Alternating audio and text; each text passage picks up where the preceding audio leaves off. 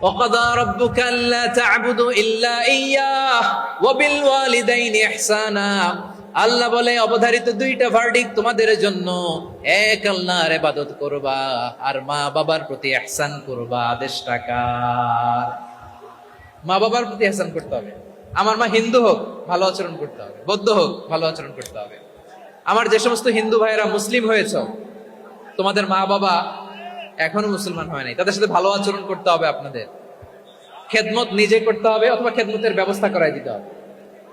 Monthly যে খরচ লাগে এটা দিতে হবে। আরে তুমি এখন মুসলিম, তোমার মা বাবা হিন্দু, এখনই তো সুযোগ ইসলামের সৌন্দর্য দেখানো।